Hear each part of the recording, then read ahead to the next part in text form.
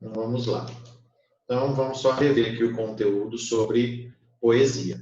Depois eu vou regravar essa aula, né, normal de novo, e vou colocar no YouTube e deixar ela lá com as marcações. Aqui eu vou fazendo as marcações, vou deixar ela salva e vou mandar para vocês aí. Tá? Então, vamos lá. Então, a primeira coisa que a gente vai ver é a diferença entre poema e poesia. Né? Então, tá aqui, o poema, ele é a estrutura, né? O como a gente vai ver o texto ali. Então, você sabe que é um poema quando você vê aquela estrutura formada por versos e por estrofes, né? Que é uma estrutura padrão, quando você baixa, olha ali diretamente para aquele texto, você fala, isso aqui é uma, a gente fala, isso aqui é uma poesia, né? Porque a gente fala poesia porque é o gênero poético de maneira geral, mas poema é a estrutura. Então, se você fez algum texto naquela estrutura ali, você fez um poema. E poesia? Poesia está de acordo com o conteúdo do que está escrito, com a interpretação que vai ser dada. Tá? Então, ali, ó, de acordo com o dicionário Aurélio, é a arte de criar imagens. O que é isso? É você trabalhar com as figuras de linguagem, que é o que a gente vai ter que ver para vocês fazerem os exercícios depois. Lá na apostila tem 5 tipos de figuras de linguagem. Tem metáfora, tem elipse, tem... Deixa eu lembrar qual que é a outra. Tem metáfora, elipse, anáfora, antítese e não lembro qual a outra agora que está ali, mas são cinco figuras que tem, eu vou explicar depois elas separadamente para vocês conseguirem fazer as atividades, mas é o trabalhar com essas figuras, né? O criar uma interpretação que vai além do que está escrito ali. Então, ó, sugerir emoções. Por que sugerir emoções? Porque ali na poesia, vamos pegar outros textos, vamos pegar um texto narrativo, uma história que você leu num livro, ou até mesmo um texto em que você vê a opinião de algum autor, né? Um texto que a gente chama de dissertativo e tal.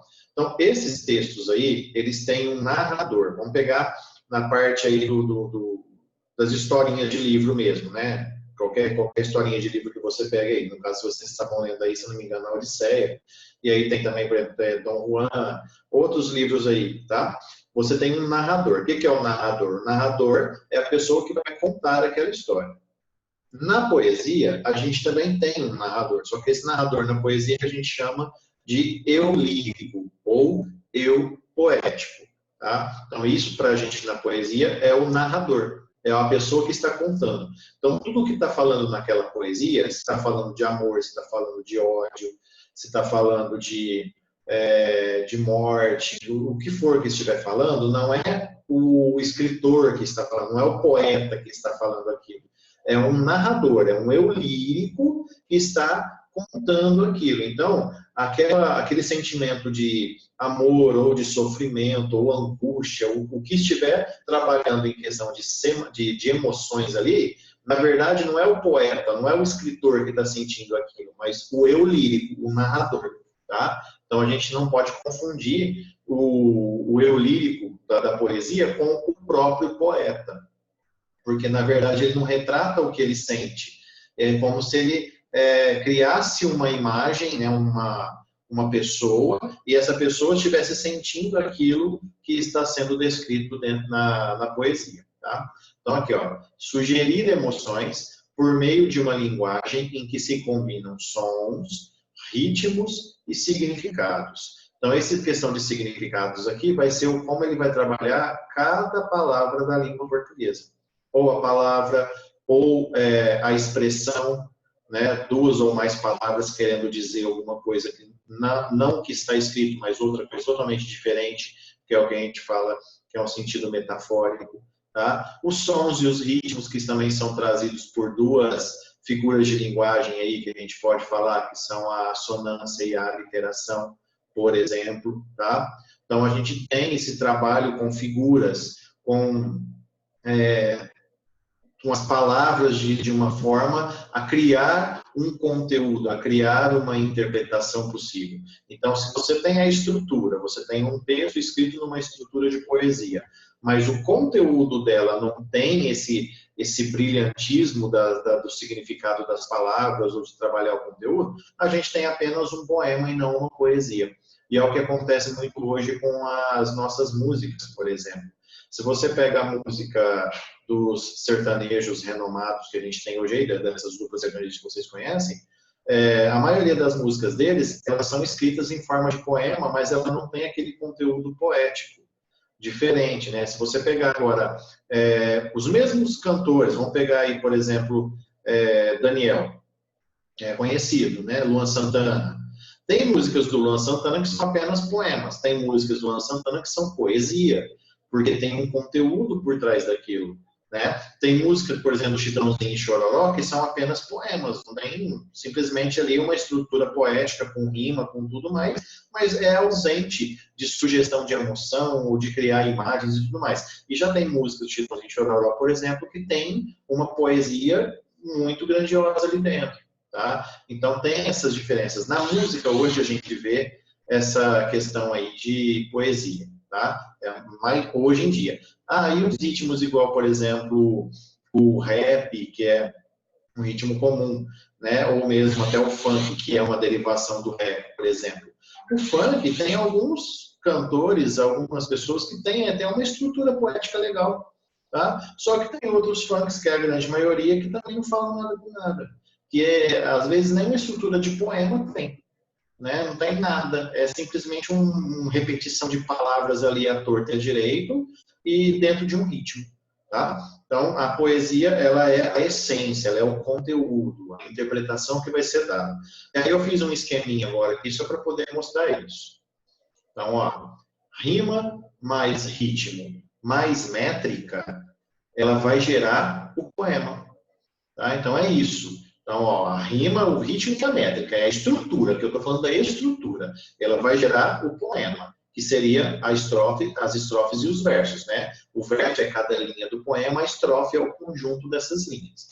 E a poesia, né, o conteúdo, o que é a poesia? É o significado. Então, você vai pegar essas estrofes e versos da estrutura e vai transformar isso num jogo de palavras que vai produzir um significado com sons e ritmos assim, falados ou mesmo cantados, porque a música antigamente, né, a poesia antigamente ela era feita para ser cantada, por isso que a gente fala que é o gênero lírico, né, porque ela era acompanhada de um instrumento musical que chamava lira, então eles faziam os versos com a intenção de ser cantados acompanhados da lira. Então por isso que a gente fala de gênero lírico também, quando vai se referir a poemas e poesias, tá? Então, no caso, a poesia ela vai ter esse significado. Vai ter sugestão de imagens, né? Sugestão de sentimentos. E vamos ter também aqui a emoção nas palavras, que é o que o eu poético ou o eu lírico vai trazer. E com isso a gente tem a poesia, tá? Então, poema seria a estrutura padrão, os versos rimando as estrofes. A poesia é o conteúdo, sobre o que está sendo falado esse poema aqui. Né? Ele tem um conteúdo bonito, não tem? Então, assim, é isso que a gente vai ver para poder definir o que seria poesia. Ok? Então, vamos para frente. O que é a estrutura do poema? Então, agora a gente vai ver a composição da forma estrutural mesmo, os versos, classificação dos versos, as estrofes, classificação das estrofes, né? Separação das sílabas poéticas, que é o que a gente vai precisar ver. Então, tudo isso aqui, as sílabas poéticas é o que vai trazer para o poema, ou para a poesia, a musicalidade que ela precisa. Tá? Então, primeiro, verso. É cada linha que compõe o poema. Tá? Estrofe. É o agrupamento de versos com unidade de conteúdo e ritmo. O que é isso? Quer dizer que são várias linhas que formam tipo um parágrafo, tá? Então a gente vai falar que cada parágrafo dentro da poesia a gente chama de estrofe, tá? E aí no caso, então a gente vai ter esse agrupamento com esses versos que vai trazer o conteúdo e o ritmo dentro do poema, dentro da poesia.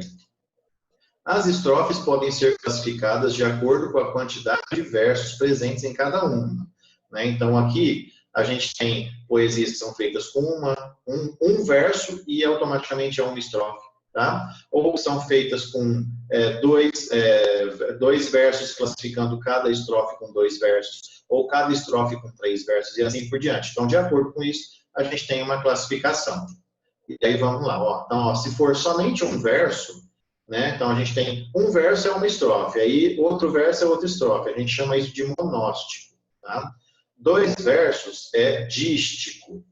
3 versos é um terceto, que aí são 3 versos formando uma estrofe de 3 versos. 4 versos é uma quadra ou quarteto. 5 versos a gente chama de quintilha. 6 versos, sextilha. 7 versos, septilha. 8 versos, oitava. 9 versos, nona. E 10 versos, décima. O que a gente vai ter mais comum nas poesias mais clássicas agora são o que a gente chama de soneto, que são as estrofes, né? No caso ali ao todo, o poema todo, ele tem 14 versos, divididos em 2 quartetos ou 2 quadras e 2 tercetos. Então, é 2 estrofes com 4 versos e 2 estrofes com 3 versos, rimando ali alternadamente entre eles, tá? E a gente tem também em poesias que a gente chama de poesia épica, que vai contar uma história, que tem uma certa importância, as estrofes divididas em 8 versos, né? Que são 8 versos formando uma estrofe com uma quantidade específica de sílabas poéticas e ainda a métrica padrão ali com as rimas, tá? Que é o que a gente chama de oitavas, tá? E aí a gente tem aqui agora o estudo da métrica. Então, ó, o que é a métrica? É como a gente vai separar as sílabas poéticas. Separação de sílaba poética é diferente de separação de sílaba na língua portuguesa, porque a sílaba poética ela vai ser contada até a última sílaba tônica. Então, aqui a gente vai ter a musicalidade sendo formada. Os versos podem ser compostos por quantidades específicas de sílabas, que são as responsáveis pelo ritmo da poesia. Tá? Então, as sílabas do verso são chamadas de sílabas poéticas, que é o que eu falei. Diferente da separação de sílaba da palavra da língua portuguesa. Tá? Ela vai ser separada quase que da mesma forma, só que a gente vai ter uma estrutura um pouco diferente, porque é de acordo com o que a gente manda a nossa voz, de acordo com o que a gente emite a nossa voz, é que a gente vai ter essa separação. E essa separação é chamada de escansão, para a gente saber quantas sílabas poéticas tem em cada verso. A separação das sílabas ocorre por meio da emissão de voz. Então, é o que eu falei. Quando a gente vai falando ali, o jeito que a gente fala, que a gente para respirar, é o que a gente vai ter na separação das sílabas poéticas. E leva-se em conta a respiração ao declamar o verso. A contagem das sílabas é feita até a última sílaba tônica. O que é sílaba tônica? A sílaba tônica é a sílaba mais forte da palavra. Tá? Então, você pega a palavra lá, por exemplo, táxi. Por exemplo, você vai pronunciar a palavra táxi, você fala o quê? Ó? Táxi. Ó, o tá é mais forte. Então, automaticamente, aí você tem a sílaba tônica no tá. Tá? E da mesma forma, a gente vai pegar outras aí, mas tem acento, no acento já é uma sílaba tônica, igual aqui, ó, última. Ó, você fala última. O U já é mais forte, porque ele já tem um acento. Agora, aquelas que não têm acento, a gente vai analisar de acordo com a pronúncia. Vamos pegar a palavra, ó, vier, por exemplo. Separa ela, ó. Vier. Agora pronuncia. Você fala vier, vier, ó, o er sai mais forte. Então, esse er aqui é a sílaba tônica da palavra vier. Tá? Então, a gente vai contar as sílabas até a última sílaba forte do verso. Tá? Então, aqui, por exemplo, ó, eu peguei esse exemplo aqui para a gente ir, que é de Vinícius de Moraes. Ó. Essa mulher que a cada amor proclama a miséria e a grandeza de quem ama e guarda a marca dos meus dentes nela. É aqui que a gente vai fazer essa classificação agora. Vamos analisar. Então, ó, aqui eu já deixei separado mais ou menos, tá? Por quê? Aqui, de acordo com como a gente pronuncia, toda vez que tiver, tá? Tem uma regra para isso, mas aqui a gente vai levar em consideração dessa forma que eu vou falar. Toda vez que a gente tiver uma palavra que termine com vogal e a próxima palavra comece com uma vogal, a gente vai pronunciar ele como sendo somente uma sílaba, tá? Porque durante a pronúncia, ó, essa mulher que a cada amor proclama, ó, cada amor, ó. Eu não vou parar para falar aqui, eu não vou falar assim, ó, essa mulher que a cada amor, né, a cada amor proclama. Eu não vou parar, não vou dar uma pausa aqui. Pode ver que eu falo tudo de uma vez, ó, que a cada amor, é como se eu juntasse esses dois dados num só, cada amor, eu não falo cada amor. Então, essa falta de pausa aqui é que a gente vai considerar como sendo apenas uma sílaba, tá? A mesma coisa aqui, ó. A miséria e a grandeza de quem a ama, de quem ama. Eu não vou falar a miséria e a grandeza de quem ama. Eu vou falar o quê? A miséria, ó, esse IA que eu estou falando do final do miséria é como se eu já estivesse pronunciando o E e o A junto. Ó, a miséria e a grandeza. A miséria e a grandeza de quem ama. Tá vendo? Que eu puxo ali, é como se eu pronunciasse aqui de uma vez. Da mesma forma, aqui embaixo, ó. E guarda a marca, ó, e guarda a marca. Guarda, é como se eu fizesse um A só. Então, essa, na hora de falar a poesia, de declamar a poesia, a gente vai levar em consideração a nossa emissão de voz, a pronúncia, e contar aqui, sempre que tiver uma palavra que termina com uma vogal, a próxima você pode ver que vai falar junto. Tem uma regra. A regra certa para isso aqui é o quê? Se a palavra anterior ela for uma vogal átona e a próxima for uma vogal tônica, que é uma vogal forte, automaticamente as duas não se juntam. Se eu fosse colocar ó, essa mulher que é, por exemplo, o que é. Eu falei os duas, o que e o é, eu falei. Agora, que, por exemplo, se fosse o que e eu, por exemplo, essa mulher que eu. Eu não falei o que e eu. Eu não dei essas pausas. Agora, se fosse um é, que é. Essa mulher que é, ó, pode ver que a vogal átona anterior e a tônica da outra, aí eu separo. Só que, para fins agora de aprendizado de maneira mais fácil, vamos entender que sempre junta tudo, tá? E aí, onde que eu tenho a última vogal tônica aqui, ó? Proclama, se eu for pronunciar, ó. Proclama, ó, o clã é forte. Então, o ma aqui eu não conto, eu elimino, tá? A mesma coisa, de quem ama, ó, o an é forte, o ma é fraco, então eu não pronuncio ele, eu vou cortar. E aqui, ó, dentes nela, o né é forte, o lá é fraco, então eu não conto. Então eu vou contar sempre o quê? Juntando aqui, ó.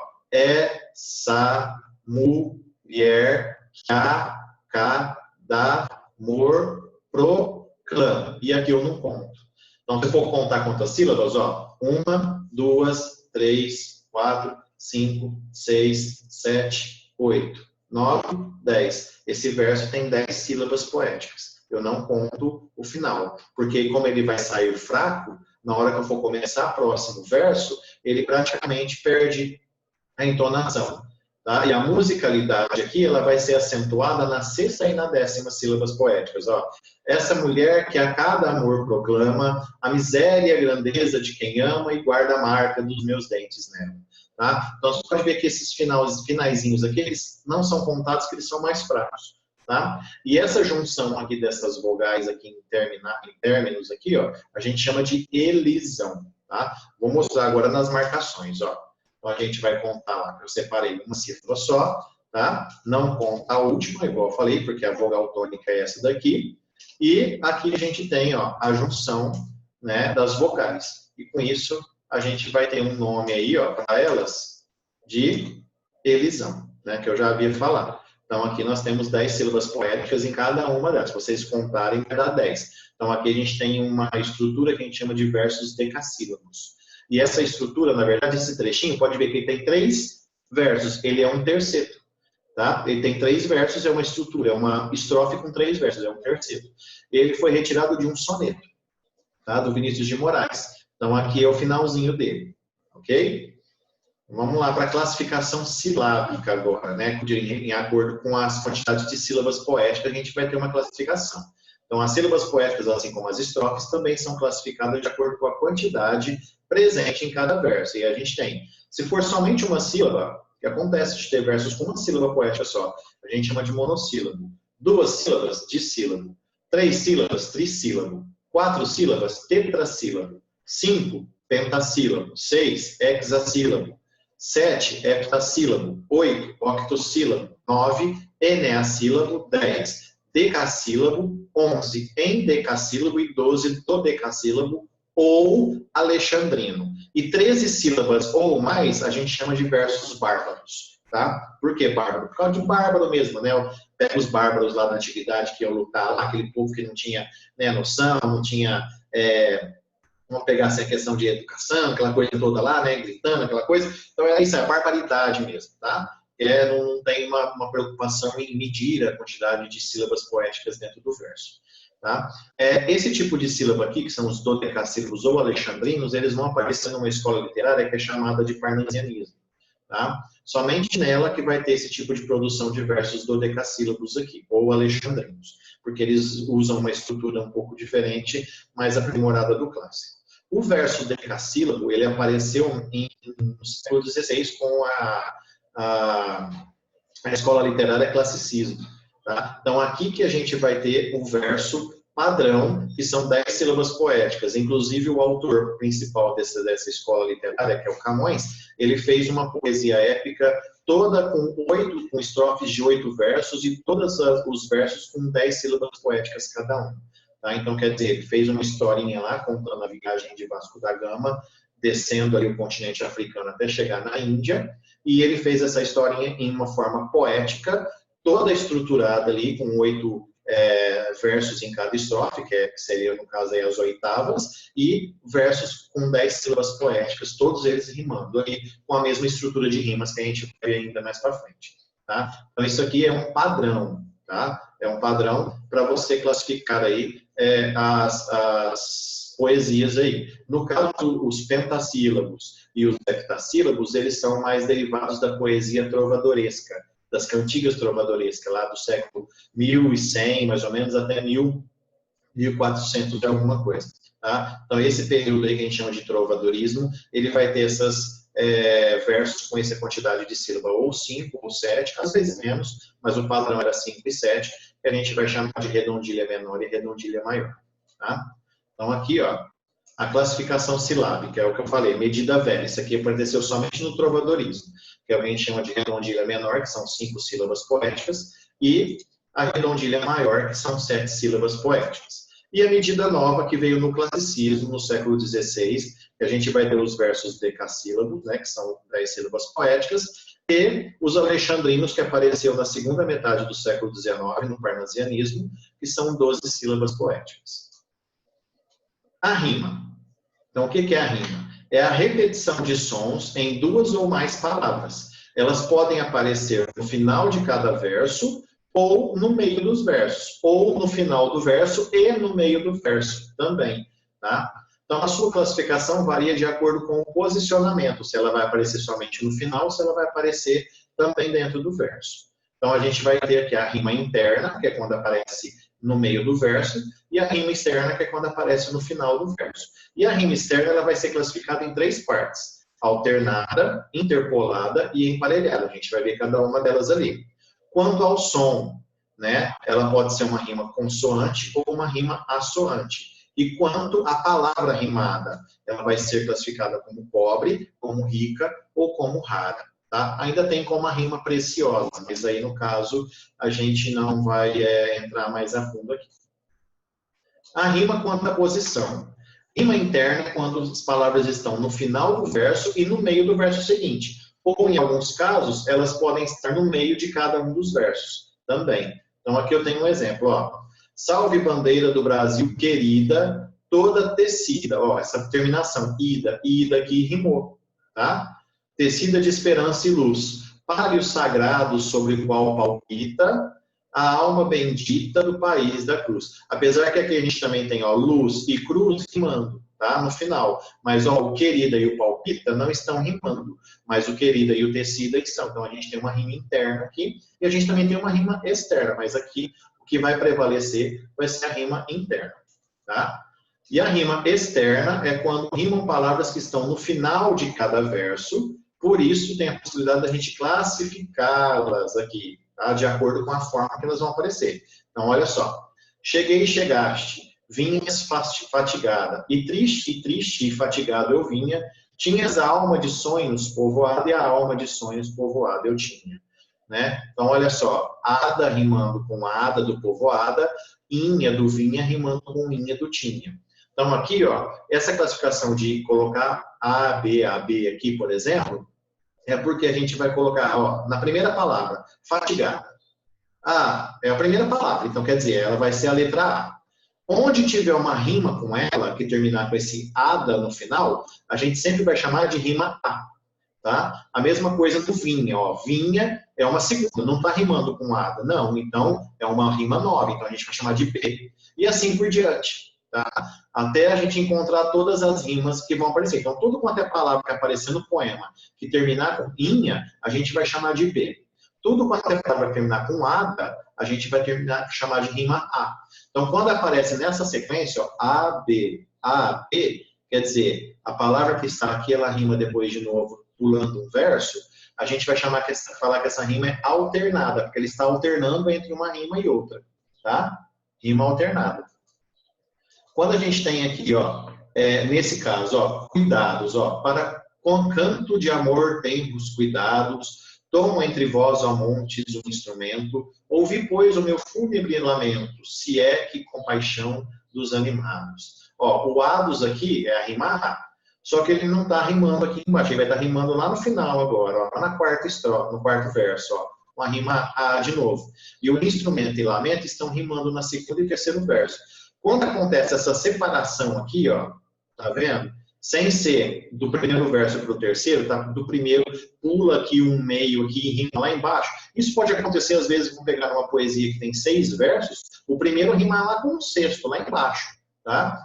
Quando acontece isso, a gente chama de interpolado. Por quê? Porque atrapalhou o esquema de rimas aqui no meio. Ela foi rimar muito longe de onde ela estava. Teve outros versos no meio, outras palavras que não rimavam ali. Então, ele foi rimar de uma maneira interpolada, de uma maneira misturada. Tá? Então, é rima interpolada. E, o último exemplo aqui para a gente entender, o universo não é uma ideia minha. A minha ideia do universo é que uma ideia é minha. A noite não anoitece pelos meus olhos. A minha ideia da noite é que anoitece por meus olhos. Isso aqui é um poema que está de Fernando Pessoa, mas especificamente de Alberto Caeiro, tá? Que era um mestre que ele considerava que, ao fazer poesia, ele não aceitava os pensamentos filosóficos, porque ele falava que deturpava a criação poética, mas ele acabava fazendo pensamentos filosóficos dentro das poesias dele. Tá? Então, olha só, o minha rimando com minha, apesar que são palavras iguais, mas não tem problema, tá? Olhos rimando com olhos. Mas aqui, ó, a gente tem o quê? Uma rima num verso e já no outro sequência. Depois, no outro verso, outra palavra diferente com uma rima na sequência de novo. Então, ó, o primeiro rima com o segundo rima com o terceiro rima com o quarto, e assim por diante. Então, aqui a gente tem as rimas que ficam juntas. Quando elas estão juntas, a gente fala que está emparelhada, tá? Então, rima emparelhada. Ah, mas se eu pegar uma poesia que não tem rima nenhuma, que vai acontecer? Ah, uma poesia sem rima. A gente fala que é uma poesia branca, tá? Poesia branca, não tem rima, tá? São versos brancos, versos que não se preocupam com rima. E se a gente pegar uma poesia que não tem uma métrica estabelecida, tipo, um verso tem 10 sílabas, o outro tem 7, o outro tem 2, o outro tem 4, o outro tem 8, e assim por diante, você vê que cada verso tem uma quantidade de sílaba poética diferente, a gente fala que é uma poesia livre, de versos livres, porque eles não têm a preocupação de considerar aí a quantidade de sílaba poética específica. Tá? Quanto ao som agora, a rima ela pode ser consoante. O que é consoante? Quando a gente tem correspondência total a partir da última vogal tônica, ou seja, quando a gente consegue entender ali os dois, né? Então, ó, eu, filho do carbono e do amoníaco, ó, mi é a vogal tônica. E a gente vai ter outra palavra, zodíaco, ó, di. Esse i é a vogal tônica. Então, a partir da última vogal tônica para frente, a gente tem uma consonância de sons. Então, a gente tem uma rima quanto ao som, a gente fala que ela é consoante. Rutilância, ó, lan, vogal tônica, né? Infância, fã, sílaba tônica. Então, o que? O an é a vogal, an, a partir do a, né, que seria a vogal, ânsia, ânsia, então a gente tem uma consonância de sons aqui. E a rima stoante é quando a gente não tem essa correspondência a partir, essa correspondência igual, a terminação igual a partir da última sílaba tônica. Ela vai ter uma letrinha ou outra diferente, mas que você, na hora que declama a poesia, você entende que o som é parecido. Então, por ser parecido e criar uma rima, a gente tem uma rima toante, tá? Então, olha só. Aqui estou à tua porta, como um feixinho de lenha, à espera de resposta que dos teus olhos me venha. Então, ó, porta, ó, resposta. Não é a mesma coisa que porta, ó. Não tem o R e não tem o R aqui. Aqui também não tem, ó. Posta, não tem também aqui. Então, ele teve um som parecido, ó. Porta, resposta, né? O tá e o ó chama atenção na hora que você pronuncia. São parecidos, mas eles não têm a mesma consonância de sons, eles não são iguais. Então, a gente fala que é uma rima toante, porque ele é parecido, mas ele não é igual a partir da última vogal tônica. Para ver que tem uma diferencinha, ele não tem, né, a mesma letra. Agora aqui, ó, lenha e venha, a gente tem uma rima consoante, por exemplo. Tá? Porque, ó, lenha, venha, ó, a partir da última vogal, ó, enha, são iguais. Então a gente tem uma vogal, uma rima consoante. E aqui em cima, por causa do R e do S, que são diferentes, mas os sons são parecidos, a gente tem uma rima toante. E quanto às palavras agora, né? A rima ela pode ser pobre quando apresenta palavras de mesma classe gramatical, rica quando apresenta classes gramaticais diferentes, ou rara quando possuem raridade em sua sonância. O que é isso? São palavras que a gente dificilmente encontra outra para fazer a rima, ou que quando encontra, é difícil a gente colocar essa palavra dentro de um verso para rimar com a palavra que a gente usou. Tá? Então, por exemplo, cisne e tisne, profícuo, conspícuo, bronco e tronco. Você fazer um verso com a palavra bronco e você fazer com a palavra tronco, e fazer isso dar sentido, é difícil. Então, quando acontece, a gente fala que é uma rima rara, que são palavras raras. E as rimas preciosas são aquelas, geralmente, né, eu falei que não ia falar, mas só vou citar rapidamente, são aquelas que a gente faz a rima com uma terminação diferente. Por exemplo, a gente vai pegar um verbo que vai terminar com um pronome e a gente vai pegar uma outra palavra lá que seria um substantivo, por exemplo, né? Vamos pegar a palavra, por exemplo, vamos pegar aqui selo, por exemplo, a palavra selo, e aí a gente vai rimar com a estrutura verbal do verbo ser mais o pronome lo. Então você pega lá, ó, se, tracinho, lo.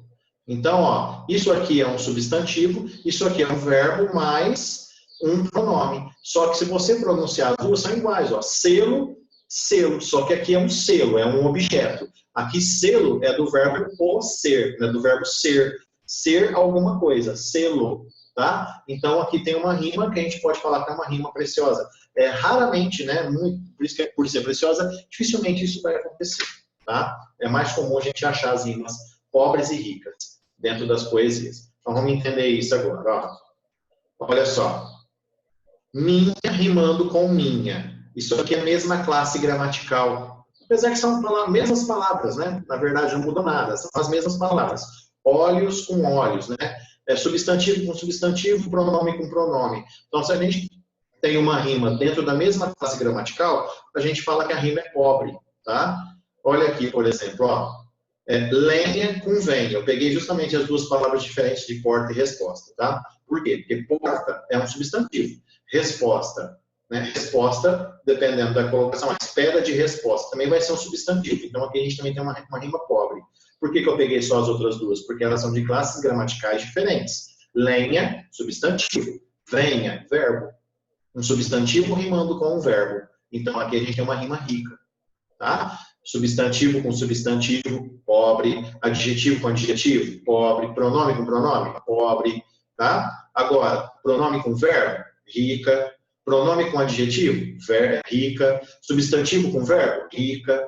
Tá? Você está rimando duas classes totalmente diferentes. Aí é uma rima rica. Tá? Então, por aqui a gente fica, tá certo? Aqui é porque eu preparei essa aula justamente para literatura, mas está servindo aí para vocês para estarem assistindo, tá? Então, aqui seria de teatro, se a gente for entrar nesse tema, eu faço uma aula sobre teatro com vocês, certo? Então, até mais.